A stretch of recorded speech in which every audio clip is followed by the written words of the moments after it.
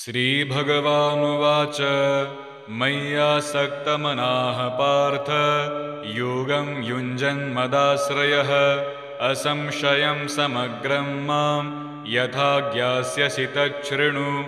ज्ञानं तेऽहं सविज्ञानम् इदं वक्ष्याम्यशेषतः यज्ञात्वा नेह भूयोऽन्यत् ज्ञातव्यमवशिष्यते। मनुष्याणां सहस्रेषु कश्चिद् यतति सिद्धये यततामपि सिद्धानां कश्चिन्मां वेत्ति तत्त्वतः। भूमिरापो नलो वायुः खं मनो बुद्धिरेव च अहङ्कार इति यं मे भिन्ना प्रकृतिरष्टधा। अपरेयमितस्त्वन्यां प्रकृतिं विद्धि मे पराम्। जीवभूतां महाबाहो ययेदं धार्यते जगत् एतद्योनीनि भूतानि सर्वाण्यत्युपधारय। अहं कृत्स्नस्य जगतः प्रभवः प्रलयस्तथा मत्तः परतरं नान्यत् किञ्चिदस्ति धनञ्जय। मयि सर्वमिदं प्रोतं सूत्रे मणिगणा इव रसोऽहमप्सु कौन्तेय प्रभास्मि शशिसूर्ययोः। प्रणवः सर्वदेवेषु शब्दः खे पौरुषं नृषु। पुण्यो गन्धः पृथिव्यां च तेजश्चास्मि विभावसौ। जीवनं सर्वभूतेषु तपश्चास्मि तपस्विषु। बीजं मां सर्वभूतानां विद्धि पार्थ सनातनं। बुद्धिर्बुद्धिमतामस्मि तेजस्तेजस्विनामहं। बलं बलवतां चाहं कामरागविवर्जितं। धर्माविरुद्धो भूतेषु कामोऽस्मि भरतर्षभ। ये चैव सात्विका भावा राजसास्तामशाश्च ये मत्त एवेति तन्विद्धि न त्वहं तेषु ते मयि। त्रिभिर्गुणमयैर्भावैरेभिः सर्वमिदं जगत् मोहितं नाभिजानाति मामेभ्यः परमव्ययम्। दैवी ह्येषा गुणमयी मम माया दुरत्यया। मामेव ये प्रपद्यन्ते मायामेतां तरन्ति ते। न मां दुष्कृतिनो मूढाः प्रपद्यन्ते नराधमाः। माययापहृतज्ञाना आसुरं भावमाश्रिताः। चतुर्विधा भजन्ते मां जनाः सुकृतिनोऽर्जुन। आर्तो जिज्ञासुरर्थार्थी ज्ञानी च भरतर्षभ। तेषां ज्ञानी नित्ययुक्त एकभक्तिर्विशिष्यते। प्रियो हि ज्ञानी नोत्यर्थ महं स च मम प्रियः। उदाराः सर्व एवैते ज्ञानी त्वात्मैव मे मतम्। आस्थितः स हि युक्तात्मा मामेवानुत्तमां गतिं। बहुनां जन्मनामन्ते ज्ञानवान् मां प्रपद्यते। वासुदेवः सर्वमिति स महात्मा सुदुर्लभः। कामैस्तैस्तैर्हृतज्ञानाः प्रपद्यन्तेऽन्यदेवताः। तं तं नियममास्थाय प्रकृत्या नियताः स्वया। यो यो यां यां तनुं भक्तः श्रद्धयार्चितुमिच्छति तस्य तस्याचलां श्रद्धां तामेव विदधाम्यहम्। स तया श्रद्धया युक्तस्तस्याराधनमीहते लभते च ततः कामान् मय्येव विहितान् हितान्। अन्तवत्तु फलं तेषां तद्भवत्यल्पमेधसां। देवान् देवयजो यान्ति मद्भक्ता यान्ति मामपि। अव्यक्तं व्यक्तिमापन्नं मन्यन्ते मामबुद्धयः। परं भावमजानन्तो ममाव्ययमनुत्तमं।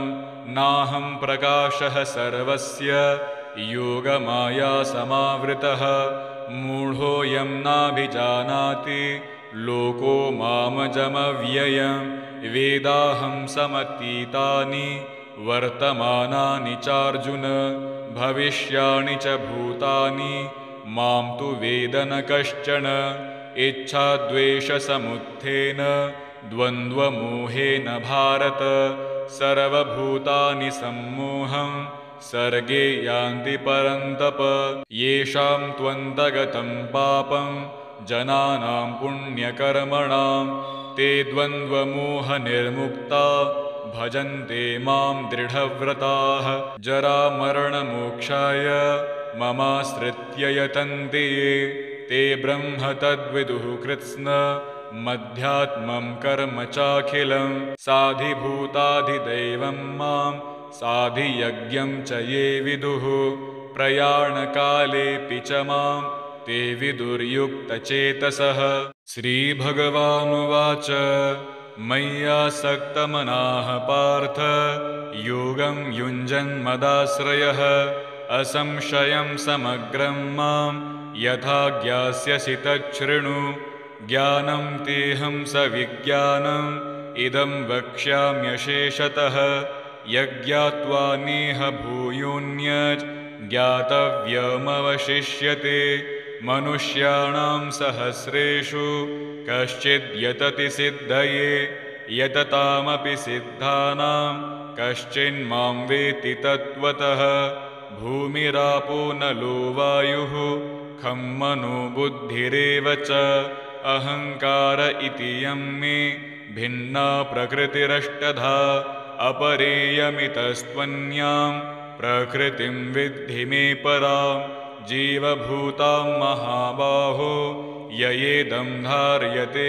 जगत् एतद्योनीनि भूतानि सर्वाण्यत्युपधारय अहं कृत्स्नस्य जगतः प्रभवः प्रलयस्तथा मत्तः परतरं नान्यत् किञ्चिदस्ति धनञ्जय मयि सर्वमिदं प्रोतं सूत्रे मणिगणा इव रसोऽहमप्सु कौन्तेय प्रभास्मि शशिसूर्ययोः प्रणवः सर्वदेवेषु शब्दः खे पौरुषं नृषु पुण्यो गन्धः पृथिव्यां च तेजश्चास्मि विभावसौ जीवनं सर्वभूतेषु तपश्चास्मि तपस्विषु बीजं मां सर्वभूतानां विद्धि पार्थ सनातनं बुद्धिर्बुद्धिमतामस्मि तेजस्तेजस्विनामहं बलं बलवतां चाहं कामरागविवर्जितं धर्माविरुद्धो भूतेषु कामोऽस्मि भरतर्षभ ये चैव सात्विका भावा राजसास्तामशाश्च ये मत्त एवेति तन्विद्धि न त्वहं तेषु ते मयि त्रिभिर्गुणमयैर्भावैरेभिः सर्वमिदं जगत् मोहितं नाभिजानाति मामेभ्यः परमव्ययं दैवी ह्येषा गुणमयी मम माया दुरत्यया मामेव ये प्रपद्यन्ते मायामेतां तरन्ति ते न मां दुष्कृतिनो मूढाः प्रपद्यन्ते नराधमाः माययापहृतज्ञाना आसुरं भावमाश्रिताः चतुर्विधा भजन्ते मां जनाः सुकृतिनोऽर्जुन आर्तो जिज्ञासुरर्थार्थी ज्ञानी च भरतर्षभ तेषां ज्ञानी नित्ययुक्त एकभक्तिर्विशिष्यते प्रियो हि ज्ञानी नोत्यर्थ महं स च मम प्रियः उदाराः सर्व एवैते ज्ञानी त्वात्मैव मे मतम् आस्थितः स हि युक्तात्मा मामेवानुत्तमां गतिं बहुनां जन्मनामन्ते ज्ञानवान् मां प्रपद्यते वासुदेवः सर्वमीति स महात्मा सुदुर्लभः कामैस्तैस्तैर्हृतज्ञानाः प्रपद्यन्तेऽन्यदेवताः तं तं नियममास्थाय प्रकृत्या नियताः स्वया यो यो यां यां तनुं भक्तः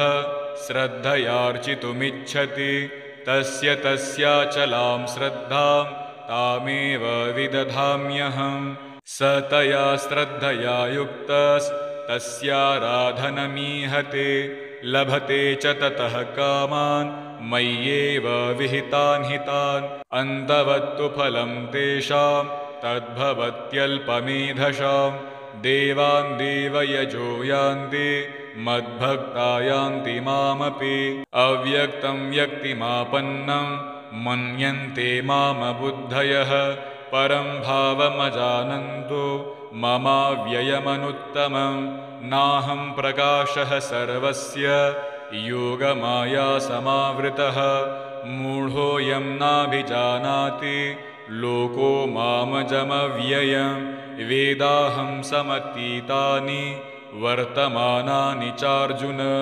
भविष्याणि च भूतानि मां तु वेद न कश्चन इच्छाद्वेषसमुत्थेन द्वन्द्वमोहेन भारत सर्वभूतानि सम्मोहं सर्गे यान्ति परन्तप येषां त्वन्तगतं पापं जनानां पुण्यकर्मणां ते द्वन्द्वमोहनिर्मुक्ता भजन्ते मां दृढव्रताः जरामरणमोक्षाय ममाश्रित्य यतन्ते ये ते ब्रह्म तद्विदुः कृत्स्न मध्यात्मं कर्म चाखिलं साधिभूताधिदैवं मां साधियज्ञं च ये विदुः प्रयाणकालेऽपि च मां ते विदुर्युक्तचेतसः। श्रीभगवानुवाच मय्यासक्तमनाः पार्थ योगं युञ्जन्मदाश्रयः असंशयं समग्रं मां यथा ज्ञास्यसि तच्छृणु ज्ञानं तेऽहं सविज्ञानम् इदं वक्ष्याम्यशेषतः यज्ञात्वा नेह भूयोऽन्यत् ज्ञातव्यमवशिष्यते मनुष्याणां सहस्रेषु कश्चिद् यतति सिद्धये यततामपि सिद्धानां कश्चिन्मां वेत्ति तत्त्वतः भूमिरापो नलो वायुः खं मनो बुद्धिरेव च अहङ्कार इति यं मे भिन्ना प्रकृतिरष्टधा अपरेयमितस्त्वन्यां प्रकृतिं विद्धि मे परां जीवभूतां महाबाहो ययेदं धार्यते जगत् एतद्योनीनि भूतानि सर्वाण्यत्युपधारय अहं कृत्स्नस्य जगतः प्रभवः प्रलयस्तथा मत्तः परतरं नान्यत् किञ्चिदस्ति धनञ्जय मयि सर्वमिदं प्रोतं सूत्रे मणिगणा इव रसोऽहमप्सु कौन्तेय प्रभास्मि शशिसूर्ययोः प्रणवः सर्वदेवेषु शब्दः खे पौरुषं नृषु पुण्यो गन्धः पृथिव्यां च तेजश्चास्मि विभावसौ जीवनं सर्वभूतेषु तपश्चास्मि तपस्विषु बीजं मां सर्वभूतानां विद्धि पार्थ सनातनं बुद्धिर्बुद्धिमतामस्मि तेजस्तेजस्विनामहं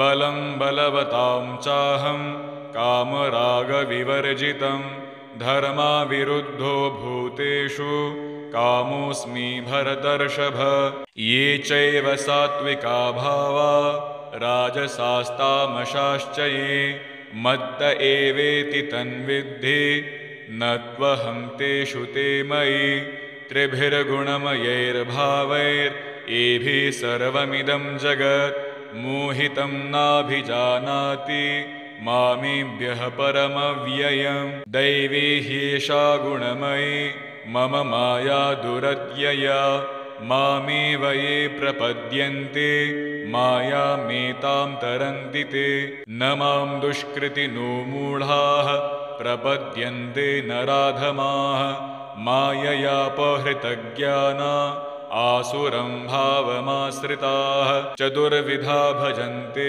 मां जनाः सुकृतिनोऽर्जुन आर्तो जिज्ञासुरर्थार्थी ज्ञानी च भरतर्षभ तेषां ज्ञानी नित्ययुक्त एकभक्तिर्विशिष्यते प्रियो हि ज्ञानी नोत्यर्थ महं स च मम प्रियः उदाराः सर्व एवैते ज्ञानी त्वात्मैव मे मतम् आस्थितः स हि युक्तात्मा मामेवानुत्तमां गतिं बहुनां जन्मनामन्ते ज्ञानवान् मां प्रपद्यते वासुदेवः सर्वमीति स महात्मा सुदुर्लभः कामैस्तैस्तैर्हृतज्ञानाः प्रपद्यन्तेऽन्यदेवताः तं तं नियममास्थाय प्रकृत्या नियताः स्वया यो यो यां यां तनुं भक्तः श्रद्धयार्चितुमिच्छति तस्य तस्याचलां श्रद्धां तामेव विदधाम्यहम् स तया श्रद्धया युक्तस्तस्याराधनमीहते लभते च ततः कामान् मय्येव विहितान् हितान् अन्तवत्तु फलं तेषां तद्भवत्यल्पमेधसां देवान् देवयजो यान्ति मद्भक्ता यान्ति मामपि अव्यक्तं व्यक्तिमापन्नं मन्यन्ते मामबुद्धयः परं भावमजानन्तो ममाव्ययमनुत्तमं नाहं प्रकाशः सर्वस्य योगमाया समावृतः मूढोऽयं नाभिजानाति लोको मामजमव्ययं वेदाहं समतीतानि वर्तमानानि चार्जुन भविष्याणि च भूतानि मां तु वेद न कश्चन इच्छाद्वेषसमुत्थेन द्वन्द्वमोहेन भारत सर्वभूतानि सम्मोहं सर्गे यान्ति परन्तप येषां त्वन्तगतं पापं जनानां पुण्यकर्मणां ते द्वन्द्वमोहनिर्मुक्ता भजन्ते मां दृढव्रताः जरामरणमोक्षाय ममाश्रित्य यतन्ते ये ते ब्रह्म तद्विदुः कृत्स्न मध्यात्मं कर्म चाखिलं साधिभूताधिदैवं मां साधियज्ञं च ये विदुः प्रयाणकालेऽपि च मां ते विदुर्युक्तचेतसः श्रीभगवानुवाच मय्यासक्तमनाः पार्थ योगं युञ्जन्मदाश्रयः असंशयं समग्रं मां यथा ज्ञास्यसि तच्छृणु ज्ञानं तेऽहं सविज्ञानम् इदं वक्ष्याम्यशेषतः यज्ञात्वा नेह भूयोऽन्यत् ज्ञातव्यमवशिष्यते मनुष्याणां सहस्रेषु कश्चिद् यतति सिद्धये यततामपि सिद्धानां कश्चिन्मां वेत्ति तत्त्वतः भूमिरापो नलो वायुः खं मनो बुद्धिरेव च अहङ्कार इति यं मे भिन्ना प्रकृतिरष्टधा अपरेयमितस्त्वन्यां प्रकृतिं विद्धि मे परां जीवभूतां महाबाहो ययेदं धार्यते जगत् एतद्योनीनि भूतानि सर्वाण्यत्युपधारय अहं कृत्स्नस्य जगतः प्रभवः प्रलयस्तथा मत्तः परतरं नान्यत् किञ्चिदस्ति धनञ्जय मयि सर्वमिदं प्रोतं सूत्रे मणिगणा इव रसोऽहमप्सु कौन्तेय प्रभास्मि शशिसूर्ययोः प्रणवः सर्वदेवेषु शब्दः खे पौरुषं नृषु पुण्यो गन्धः पृथिव्यां च तेजश्चास्मि विभावसौ जीवनं सर्वभूतेषु तपश्चास्मि तपस्विषु बीजं मां सर्वभूतानां विद्धि पार्थ सनातनं बुद्धिर्बुद्धिमतामस्मि तेजस्तेजस्विनामहं बलं बलवतां चाहं कामरागविवर्जितं धर्माविरुद्धो भूतेषु कामोऽस्मि भरतर्षभ ये चैव सात्विका भावा राजसास्तामशाश्च ये मत्त एवेति तन्विद्धि न त्वहं तेषु ते मयि त्रिभिर्गुणमयैर्भावैर् एभिः सर्वमिदं जगत् मोहितं नाभिजानाति मामेभ्यः परमव्ययम् दैवी ह्येषा गुणमयी मम माया दुरत्यया मामेव ये प्रपद्यन्ते मायामेतां तरन्ति ते न मां दुष्कृतिनो मूढाः प्रपद्यन्ते नराधमाः माययापहृतज्ञाना आसुरं भावमाश्रिताः चतुर्विधा भजन्ते मां जनाः सुकृतिनोऽर्जुन आर्तो जिज्ञासुरर्थार्थी ज्ञानी च भरतर्षभ तेषां ज्ञानी नित्ययुक्त एकभक्तिर्विशिष्यते प्रियो हि ज्ञानी नोत्यर्थ महं स च मम प्रियः उदाराः सर्व एवैते ज्ञानी त्वात्मैव मे मतम् आस्थितः स हि युक्तात्मा मामेवानुत्तमां गतिं बहुनां जन्मनामन्ते ज्ञानवान् मां प्रपद्यते वासुदेवः सर्वमीति स महात्मा सुदुर्लभः कामैस्तैस्तैर्हृतज्ञानाः प्रपद्यन्तेऽन्यदेवताः तं तं नियममास्थाय प्रकृत्या नियताः स्वया यो यो यां यां तनुं भक्तः श्रद्धयार्चितुमिच्छति तस्य तस्याचलां श्रद्धां तामेव विदधाम्यहम् स तया श्रद्धया युक्तस्तस्याराधनमीहते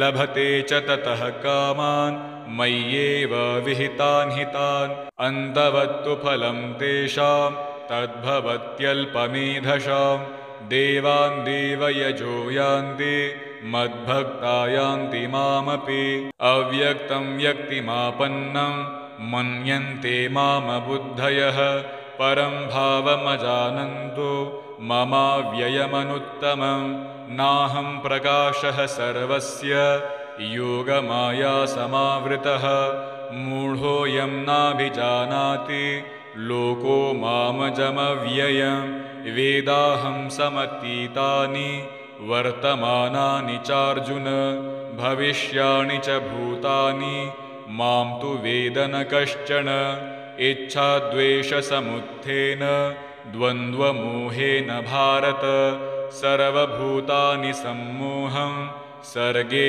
यान्ति परन्तप येषां त्वन्तगतं पापं जनानां पुण्यकर्मणां ते द्वन्द्वमोहनिर्मुक्ता भजन्ते मां दृढव्रताः जरामरणमोक्षाय ममाश्रित्य यतन्ते ये ते ब्रह्म तद्विदुः कृत्स्न मध्यात्मं कर्म चाखिलं साधिभूताधिदैवं मां साधियज्ञं च ये विदुः प्रयाणकालेऽपि च मां ते विदुर्युक्तचेतसः श्रीभगवानुवाच मय्यासक्तमनाः पार्थ योगं युञ्जन्मदाश्रयः असंशयं समग्रं मां यथा ज्ञास्यसि तच्छृणु ज्ञानं तेऽहं सविज्ञानम् इदं वक्ष्याम्यशेषतः यज्ञात्वा नेह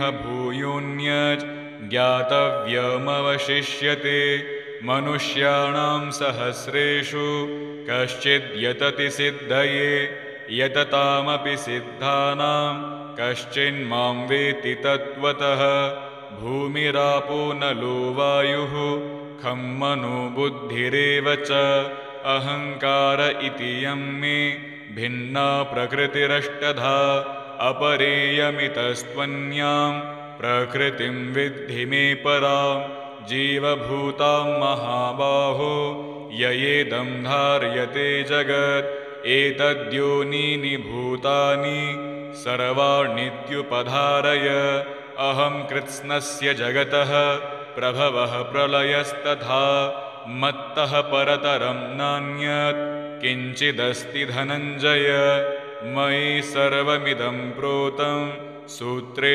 मणिगणा इव रसोऽहमप्सु कौन्तेय प्रभास्मि शशिसूर्ययोः प्रणवः सर्वदेवेषु शब्दः खे पौरुषं नृषु पुण्यो गन्धः पृथिव्यां च तेजश्चास्मि विभावसौ जीवनं सर्वभूतेषु तपश्चास्मि तपस्विषु बीजं मां सर्वभूतानां विद्धि पार्थ सनातनं बुद्धिर्बुद्धिमतामस्मि तेजस्तेजस्विनामहं बलं बलवतां चाहं कामरागविवर्जितं धर्माविरुद्धो भूतेषु कामोऽस्मि भरतर्षभ ये चैव सात्विका भावा राजसास्तामशाश्च ये मत्त एवेति तन्विद्धि न त्वहं तेषु ते मयि त्रिभिर्गुणमयैर्भावैरेभिः सर्वमिदं जगत् मोहितं नाभिजानाति मामेभ्यः परमव्ययं दैवी ह्येषा गुणमयी मम माया दुरत्यया मामेव ये प्रपद्यन्ते मायामेतां तरन्ति ते न मां दुष्कृतिनो मूढाः प्रपद्यन्ते नराधमाः माययापहृतज्ञाना आसुरं भावमाश्रिताः चतुर्विधा भजन्ते मां जनाः सुकृतिनोऽर्जुन आर्तो जिज्ञासुरर्थार्थी ज्ञानी च भरतर्षभ तेषां ज्ञानी नित्ययुक्त एकभक्तिर्विशिष्यते प्रियो हि ज्ञानी नोत्यर्थ महं स च मम प्रियः उदाराः सर्व एवैते ज्ञानी त्वात्मैव मे मतम् आस्थितः स हि युक्तात्मा मामेवानुत्तमां गतिं बहुनां जन्मनामन्ते ज्ञानवान् मां प्रपद्यते वासुदेवः सर्वमिति स महात्मा सुदुर्लभः कामैस्तैस्तैर्हृतज्ञानाः प्रपद्यन्तेऽन्यदेवताः तं तं नियममास्थाय प्रकृत्या नियताः स्वया यो यो यां यां तनुं भक्तः श्रद्धयार्चितुमिच्छति तस्य तस्याचलां श्रद्धां तामेव विदधाम्यहं स तया श्रद्धया युक्तस्तस्याराधनमीहते लभते च ततः कामान् मय्येव विहितान् हितान् अन्तवत्तु फलं तेषां तद्भवत्यल्पमेधसां देवान् देवयजो यान्ति मद्भक्ता यान्ति मामपि अव्यक्तं व्यक्तिमापन्नं मन्यन्ते मामबुद्धयः परं भावमजानन्तो ममाव्ययमनुत्तमं नाहं प्रकाशः सर्वस्य योगमाया समावृतः मूढोऽयं नाभिजानाति लोको मामजमव्ययं वेदाहं समतीतानि वर्तमानानि चार्जुन भविष्याणि च भूतानि मां तु वेद न कश्चन इच्छाद्वेषसमुत्थेन द्वन्द्वमोहेन भारत सर्वभूतानि सम्मोहं सर्गे यान्ति परन्तप येषां त्वन्तगतं पापं जनानां पुण्यकर्मणां ते द्वन्द्वमोहनिर्मुक्ता भजन्ते मां दृढव्रताः जरामरणमोक्षाय ममाश्रित्य यतन्ते ये ते ब्रह्म तद्विदुः कृत्स्न मध्यात्मं कर्म चाखिलं साधिभूताधिदैवं मां साधियज्ञं च ये विदुः प्रयाणकालेऽपि च मां ते विदुर्युक्तचेतसः श्रीभगवानुवाच मय्यासक्तमनाः पार्थ योगं युञ्जन्मदाश्रयः असंशयं समग्रं मां यथा ज्ञास्यसि तच्छृणु ज्ञानं तेऽहं सविज्ञानम् इदं वक्ष्याम्यशेषतः यज्ञात्वा नेह भूयोऽन्यत् ज्ञातव्यमवशिष्यते मनुष्याणां सहस्रेषु कश्चिद् यतति सिद्धये यततामपि सिद्धानां कश्चिन्मां वेत्ति तत्त्वतः भूमिरापो नलो वायुः खं मनो बुद्धिरेव च अहङ्कार इति यं मे भिन्ना प्रकृतिरष्टधा अपरेयमितस्त्वन्यां प्रकृतिं विद्धि मे परां जीवभूतां महाबाहो ययेदं धार्यते जगत् एतद्योनीनि भूतानि सर्वाण्यत्युपधारय अहं कृत्स्नस्य जगतः प्रभवः प्रलयस्तथा मत्तः परतरं नान्यत् किञ्चिदस्ति धनञ्जय मयि सर्वमिदं प्रोतं सूत्रे मणिगणा इव रसोऽहमप्सु कौन्तेय प्रभास्मि शशिसूर्ययोः प्रणवः सर्वदेवेषु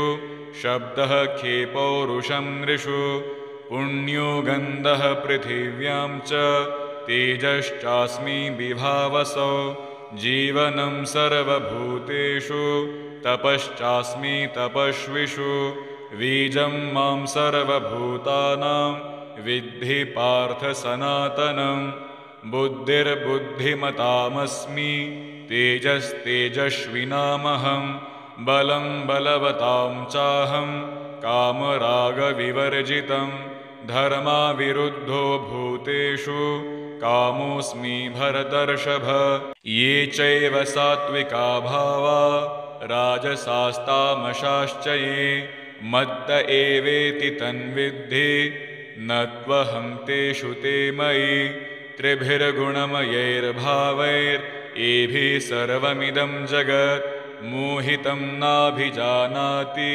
मामेभ्यः परमव्ययं दैवी ह्येषा गुणमयी मम माया दुरत्यया मामेव ये प्रपद्यन्ते मायामेतां तरन्ति ते न मां दुष्कृतिनो मूढाः प्रपद्यन्ते नराधमाः माययापहृतज्ञाना आसुरं भावमाश्रिताः चतुर्विधा भजन्ते मां जनाः सुकृतिनोऽर्जुन आर्तो जिज्ञासुरर्थार्थी ज्ञानी च भरतर्षभ तेषां ज्ञानी नित्ययुक्त एकभक्तिर्विशिष्यते प्रियो हि ज्ञानी नोत्यर्थ महं स च मम प्रियः उदाराः सर्व एवैते ज्ञानी त्वात्मैव मे मतम् आस्थितः स हि युक्तात्मा मामेवानुत्तमां गतिं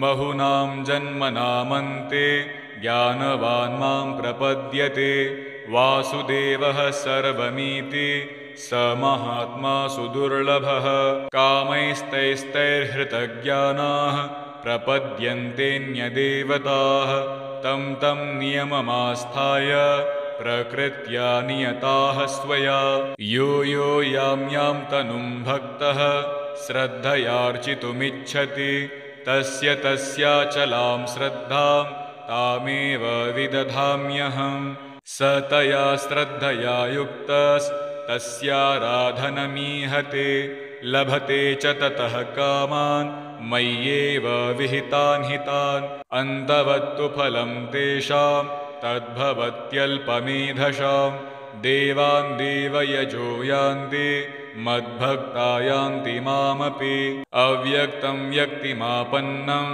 मन्यन्ते मामबुद्धयः परं भावमजानन्तो ममाव्ययमनुत्तमं नाहं प्रकाशः सर्वस्य योगमाया समावृतः मूढोऽयं नाभिजानाति लोको मामजमव्ययं वेदाहं समतीतानि वर्तमानानि चार्जुन भविष्याणि च भूतानि मां तु वेद न कश्चन इच्छाद्वेषसमुत्थेन द्वन्द्वमोहेन भारत सर्वभूतानि सम्मोहं सर्गे यान्ति परन्तप येषां त्वन्तगतं पापं जनानां पुण्यकर्मणां ते द्वन्द्वमोहनिर्मुक्ता भजन्ते मां दृढव्रताः जरामरणमोक्षाय ममाश्रित्य यतन्ते ये ते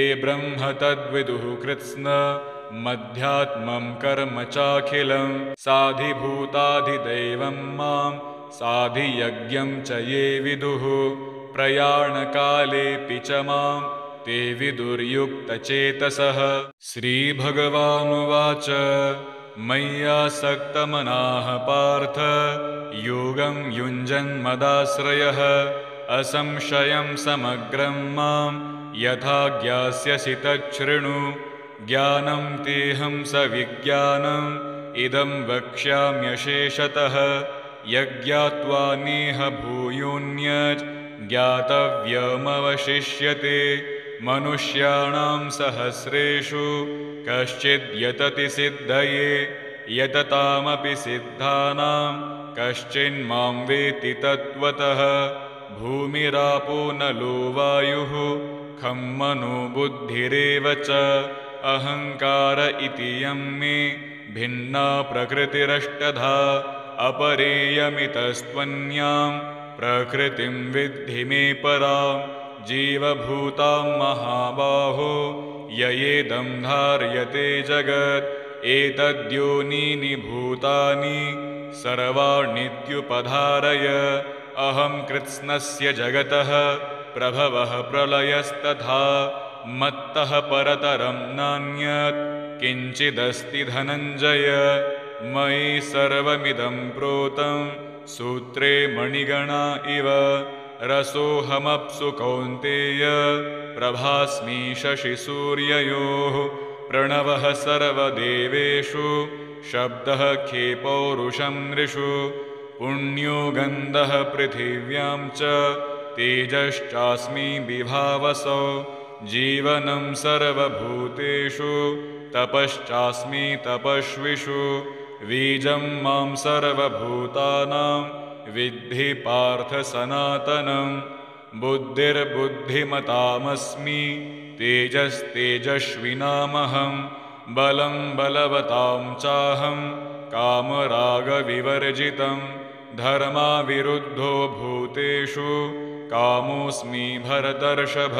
ये चैव सात्विका भावा राजसास्तामशाश्च ये मत्त एवेति तन्विद्धि न त्वहं तेषु ते मयि। त्रिभिर्गुणमयैर्भावैरेभिः सर्वमिदं जगत् मोहितं नाभिजानाति मामेभ्यः परमव्ययम्। दैवी ह्येषा गुणमयी मम माया दुरत्यया। मामेव ये प्रपद्यन्ते मायामेतां तरन्ति ते। न मां दुष्कृतिनो मूढाः प्रपद्यन्ते नराधमाः।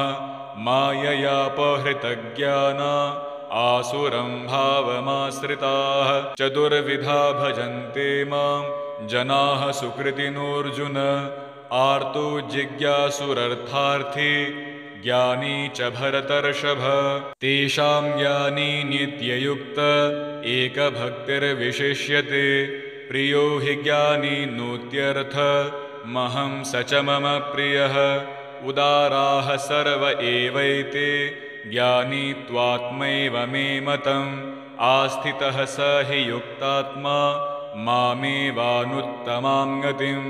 बहुनां जन्मनामन्ते ज्ञानवान् मां प्रपद्यते। वासुदेवः सर्वमिति स महात्मा सुदुर्लभः। कामैस्तैस्तैर्हृतज्ञानाः प्रपद्यन्तेऽन्यदेवताः।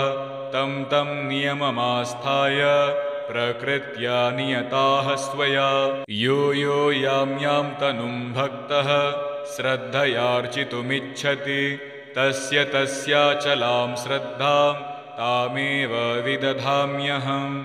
स तया श्रद्धया युक्तस्तस्याराधनमीहते लभते च ततः कामान् मय्येव विहितान् हितान्। अन्तवत्तु फलं तेषां तद्भवत्यल्पमेधसां। देवान् देवयजो यान्ति मद्भक्ता यान्ति मामपि। अव्यक्तं व्यक्तिमापन्नं मन्यन्ते मामबुद्धयः। परं भावमजानन्तो ममाव्ययमनुत्तमं। नाहं प्रकाशः सर्वस्य योगमाया समावृतः। मूढोऽयं नाभिजानाति लोको मामजमव्ययम्।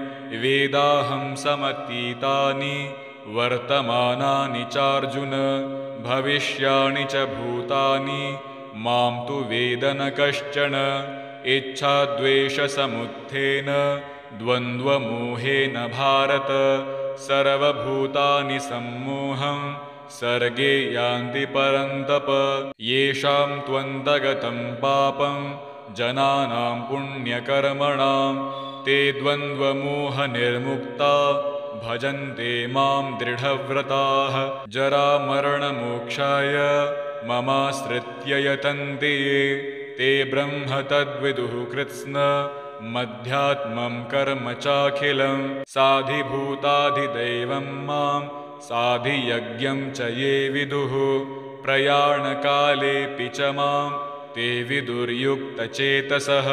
श्रीभगवानुवाच मय्यासक्तमनाः पार्थ योगं युञ्जन्मदाश्रयः असंशयं समग्रं मां यथा ज्ञास्यसि तच्छृणु ज्ञानं तेऽहं सविज्ञानम् इदं वक्ष्याम्यशेषतः यज्ञात्वा नेह भूयोऽन्यत् ज्ञातव्यमवशिष्यते मनुष्याणां सहस्रेषु कश्चिद् यतति सिद्धये यततामपि सिद्धानां कश्चिन्मां वेत्ति तत्त्वतः भूमिरापो नलो वायुः खं मनो बुद्धिरेव च अहङ्कार इति यं मे भिन्ना प्रकृतिरष्टधा अपरेयमितस्त्वन्यां प्रकृतिं विद्धि मे परां जीवभूतां महाबाहो ययेदं धार्यते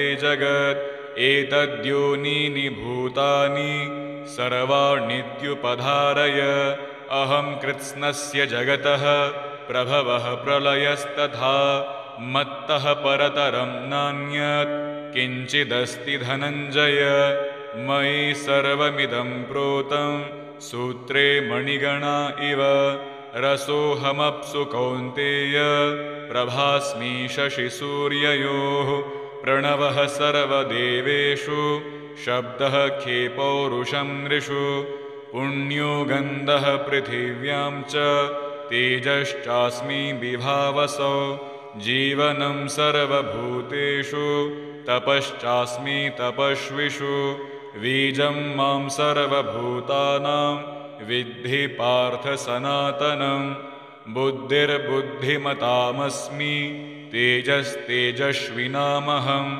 बलं बलवतां चाहं कामरागविवर्जितं धर्माविरुद्धो भूतेषु कामोऽस्मि भरतर्षभ ये चैव सात्विका भावा राजसास्तामशाश्च ये मत्त एवेति तन्विद्धि न त्वहं तेषु ते मयि त्रिभिर्गुणमयैर्भावैरेभिः सर्वमिदं जगत् मोहितं नाभिजानाति मामेभ्यः परमव्ययं दैवी ह्येषा गुणमयी मम माया दुरत्यया मामेव ये प्रपद्यन्ते मायामेतां तरन्ति ते न मां दुष्कृतिनो मूढाः प्रपद्यन्ते नराधमाः माययापहृतज्ञाना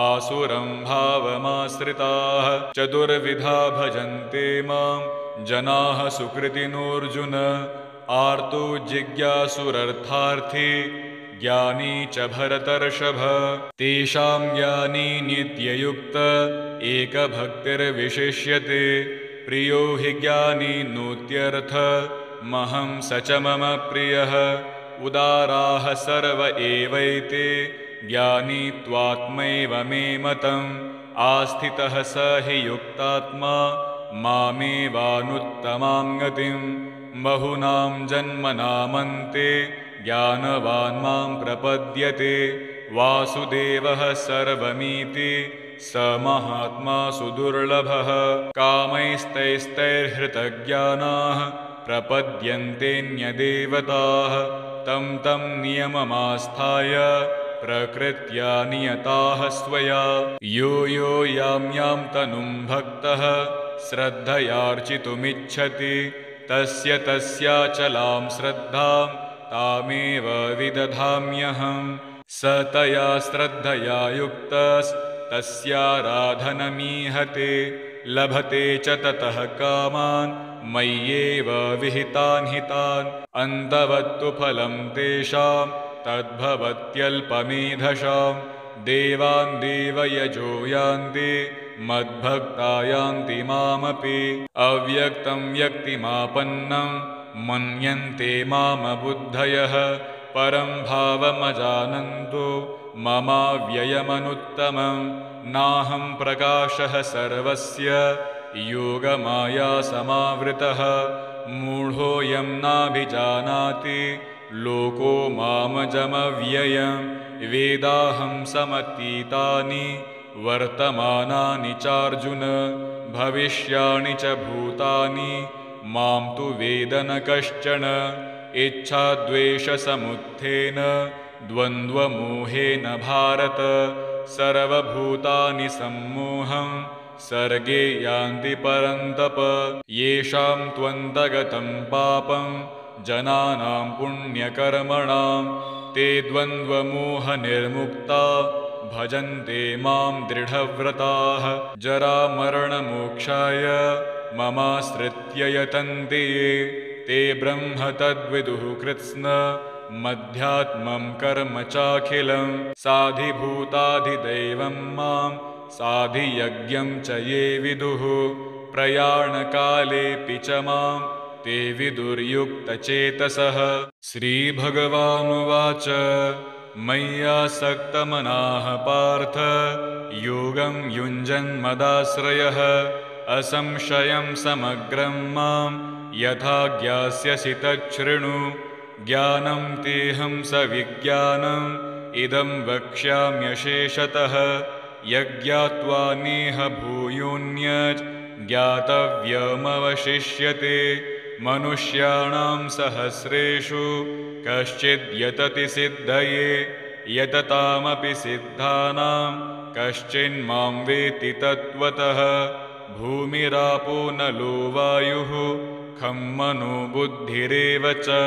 अहङ्कार इति यं मे भिन्ना प्रकृतिरष्टधा। अपरेयमितस्त्वन्यां प्रकृतिं विद्धि मे परां। जीवभूतां महाबाहो ययेदं धार्यते जगत्। एतद्योनीनि भूतानि सर्वाण्यत्युपधारय। अहं कृत्स्नस्य जगतः प्रभवः प्रलयस्तथा।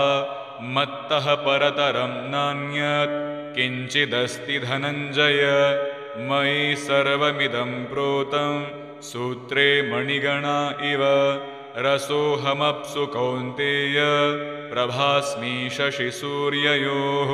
प्रणवः सर्वदेवेषु शब्दः खे पौरुषं नृषु। पुण्यो गन्धः पृथिव्यां च तेजश्चास्मि विभावसौ। जीवनं सर्वभूतेषु तपश्चास्मि तपस्विषु। बीजं मां सर्वभूतानां विद्धि पार्थ सनातनं। बुद्धिर्बुद्धिमतामस्मि तेजस्तेजस्विनामहं। बलं बलवतां चाहं कामरागविवर्जितं। धर्माविरुद्धो भूतेषु कामोऽस्मि भरतर्षभ। ये चैव सात्विका भावा राजसास्तामशाश्च ये मत्त एवेति तन्विद्धि न त्वहं तेषु ते मयि। त्रिभिर्गुणमयैर्भावैरेभिः सर्वमिदं जगत्। मोहितं नाभिजानाति मामेभ्यः परमव्ययम्। दैवी ह्येषा गुणमयी मम माया दुरत्यया। मामेव ये प्रपद्यन्ते मायामेतां तरन्ति ते। न मां दुष्कृतिनो मूढाः प्रपद्यन्ते नराधमाः। माययापहृतज्ञाना आसुरं भावमाश्रिताः। चतुर्विधा भजन्ते मां जनाः सुकृतिनोऽर्जुन। आर्तो जिज्ञासुरर्थार्थी ज्ञानी च भरतर्षभ तेषां ज्ञानी नित्ययुक्त एकभक्तिर्विशिष्यते प्रियो हि ज्ञानी नोत्यर्थ महं स च मम प्रियः उदाराः सर्व एवैते ज्ञानी त्वात्मैव मे मतम् आस्थितः स हि युक्तात्मा मामेवानुत्तमां गतिं बहुनां जन्मनामन्ते ज्ञानवान् मां प्रपद्यते वासुदेवः सर्वमीति स महात्मा सुदुर्लभः कामैस्तैस्तैर्हृतज्ञानाः प्रपद्यन्तेऽन्यदेवताः तं तं नियममास्थाय प्रकृत्या नियताः स्वया यो यो यां यां तनुं भक्तः श्रद्धयार्चितुमिच्छति तस्य तस्याचलां श्रद्धां तामेव विदधाम्यहम् स तया श्रद्धया युक्तस्तस्याराधनमीहते लभते च ततः कामान् मय्येव विहितान् हितान् अन्तवत्तु फलं तेषां तद्भवत्यल्पमेधसां देवान् देवयजो यान्ति मद्भक्ता यान्ति मामपि अव्यक्तं व्यक्तिमापन्नं मन्यन्ते मामबुद्धयः परं भावमजानन्तो ममाव्ययमनुत्तमं नाहं प्रकाशः सर्वस्य योगमाया समावृतः मूढोऽयं नाभिजानाति लोको मामजमव्ययं वेदाहं समतीतानि वर्तमानानि चार्जुन भविष्याणि च भूतानि मां तु वेद न कश्चन इच्छाद्वेषसमुत्थेन द्वन्द्वमोहेन भारत सर्वभूतानि सम्मोहं सर्गे यान्ति परन्तप येषां त्वन्तगतं पापं जनानां पुण्यकर्मणां ते द्वन्द्वमोहनिर्मुक्ता भजन्ते मां दृढव्रताः जरामरणमोक्षाय ममाश्रित्य यतन्ते ये ते ब्रह्म तद्विदुः कृत्स्न मध्यात्मं कर्म चाखिलं साधिभूताधिदैवं मां साधियज्ञं च ये विदुः प्रयाणकालेऽपि च मां ते विदुर्युक्तचेतसः श्रीभगवानुवाच मय्यासक्तमनाः पार्थ योगं युञ्जन्मदाश्रयः असंशयं समग्रं मां यथा ज्ञास्यसि तच्छृणु ज्ञानं तेऽहं सविज्ञानम् इदं वक्ष्याम्यशेषतः यज्ञात्वा नेह भूयोऽन्यत् ज्ञातव्यमवशिष्यते मनुष्याणां सहस्रेषु कश्चिद् यतति सिद्धये यततामपि सिद्धानां कश्चिन्मां वेत्ति तत्त्वतः भूमिरापो नलो वायुः खं मनो बुद्धिरेव च अहङ्कार इति यं मे भिन्ना प्रकृतिरष्टधा अपरेयमितस्त्वन्यां प्रकृतिं विद्धि मे परां जीवभूतां महाबाहो ययेदं धार्यते जगत् एतद्योनीनि भूतानि सर्वाण्यत्युपधारय अहं कृत्स्नस्य जगतः प्रभवः प्रलयस्तथा मत्तः परतरं नान्यत् किञ्चिदस्ति धनञ्जय मयि सर्वमिदं प्रोतं सूत्रे मणिगणा इव रसोऽहमप्सु कौन्तेय प्रभास्मि शशिसूर्ययोः प्रणवः सर्वदेवेषु शब्दः खे पौरुषं नृषु पुण्यो गन्धः पृथिव्यां च तेजश्चास्मि विभावसौ जीवनं सर्वभूतेषु तपश्चास्मि तपस्विषु बीजं मां सर्वभूतानां विद्धि पार्थ सनातनं बुद्धिर्बुद्धिमतामस्मि तेजस्तेजस्विनामहं बलं बलवतां चाहं कामरागविवर्जितं धर्माविरुद्धो भूतेषु कामोऽस्मि भरतर्षभ ये चैव सात्विका भावा राजसास्तामशाश्च ये मत्त एवेति तन्विद्धि न त्वहं तेषु ते मयि त्रिभिर्गुणमयैर्भावैरेभिः सर्वमिदं जगत् मोहितं नाभिजानाति मामेभ्यः परमव्ययम् दैवी ह्येषा गुणमयी मम माया दुरत्यया मामेव ये प्रपद्यन्ते मायामेतां तरन्ति ते न मां दुष्कृतिनो मूढाः प्रपद्यन्ते नराधमाः माययापहृतज्ञाना आसुरं भावमाश्रिताः चतुर्विधा भजन्ते मां जनाः सुकृतिनोऽर्जुन आर्तो जिज्ञासुरर्थार्थी ज्ञानी च भरतर्षभ तेषां ज्ञानी नित्ययुक्त एकभक्तिर्विशिष्यते प्रियो हि ज्ञानी नोत्यर्थ महं स च मम प्रियः उदाराः सर्व एवैते ज्ञानी त्वात्मैव मे मतम् आस्थितः स हि युक्तात्मा मामेवानुत्तमां गतिं बहुनां जन्मनामन्ते ज्ञानवान् मां प्रपद्यते वासुदेवः सर्वमीति स महात्मा सुदुर्लभः कामैस्तैस्तैर्हृतज्ञानाः प्रपद्यन्तेऽन्यदेवताः तं तं नियममास्थाय प्रकृत्या नियताः स्वया यो यो यां यां तनुं भक्तः श्रद्धयार्चितुमिच्छति तस्य तस्याचलां श्रद्धां तामेव विदधाम्यहम् स तया श्रद्धया युक्तस्तस्याराधनमीहते लभते च ततः कामान् मय्येव विहितान् हितान् अन्तवत्तु फलं तेषां तद्भवत्यल्पमेधशां देवान् देवयजो यान्ति मद्भक्ता यान्ति मामपि अव्यक्तं व्यक्तिमापन्नं मन्यन्ते मामबुद्धयः परं भावमजानन्तो ममाव्ययमनुत्तमं नाहं प्रकाशः सर्वस्य योगमाया समावृतः मूढोऽयं नाभिजानाति लोको मामजमव्ययं वेदाहं समतीतानि वर्तमानानि चार्जुन भविष्याणि च भूतानि मां तु वेद न कश्चन इच्छाद्वेषसमुत्थेन द्वन्द्वमोहेन भारत सर्वभूतानि सम्मोहं सर्गे यान्ति परन्तप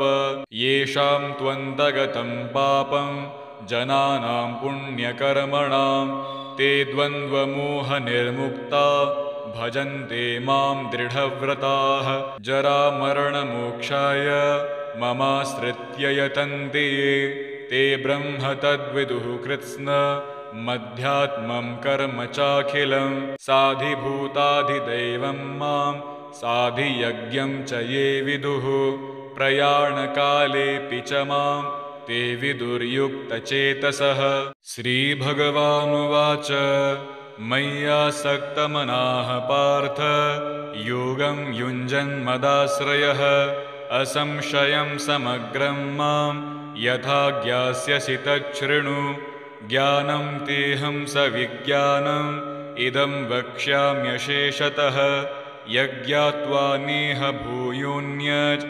ज्ञातव्यमवशिष्यते मनुष्याणां सहस्रेषु कश्चिद् यतति सिद्धये यततामपि सिद्धानां कश्चिन्मां वेत्ति तत्त्वतः भूमिरापो नलो वायुः खं मनो बुद्धिरेव च अहङ्कार इति यं मे भिन्ना प्रकृतिरष्टधा अपरेयमितस्त्वन्यां प्रकृतिं विद्धि मे परां जीवभूतां महाबाहो ययेदं धार्यते जगत् एतद्योनीनि भूतानि सर्वाण्यत्युपधारय अहं कृत्स्नस्य जगतः प्रभवः प्रलयस्तथा मत्तः परतरं नान्यत् किञ्चिदस्ति धनञ्जय मयि सर्वमिदं प्रोतं सूत्रे मणिगणा इव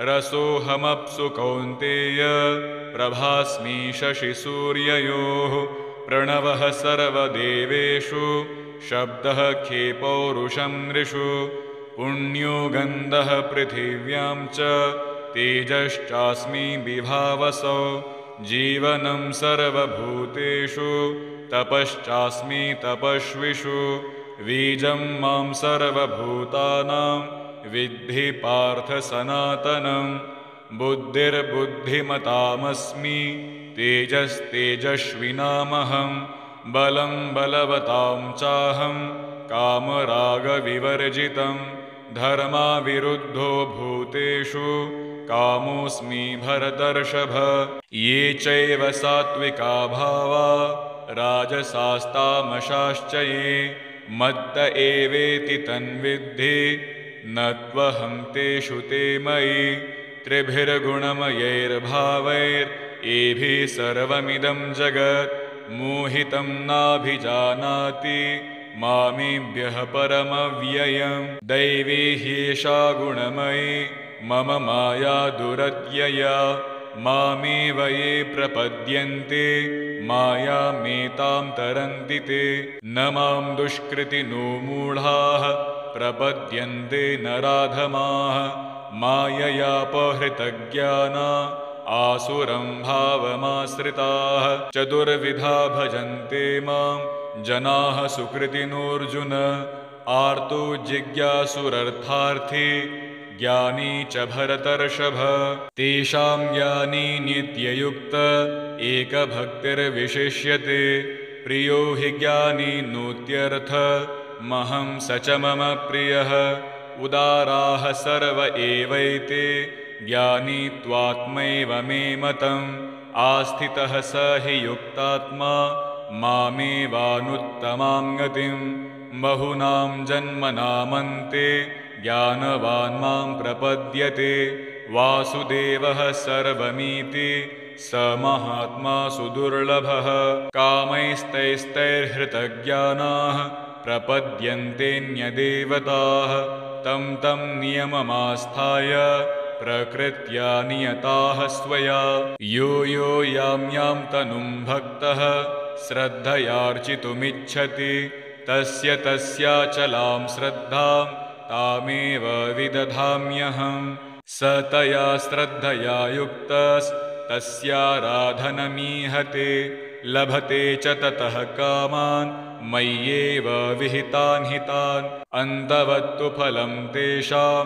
तद्भवत्यल्पमेधसां देवान् देवयजो यान्ति मद्भक्ता यान्ति मामपि अव्यक्तं व्यक्तिमापन्नं मन्यन्ते मामबुद्धयः परं भावमजानन्तो ममाव्ययमनुत्तमं नाहं प्रकाशः सर्वस्य योगमाया समावृतः मूढोऽयं नाभिजानाति लोको मामजमव्ययं वेदाहं समतीतानि वर्तमानानि चार्जुन भविष्याणि च भूतानि मां तु वेद न कश्चन इच्छाद्वेषसमुत्थेन द्वन्द्वमोहेन भारत सर्वभूतानि सम्मोहं सर्गे यान्ति परन्तप येषां त्वन्तगतं पापं जनानां पुण्यकर्मणां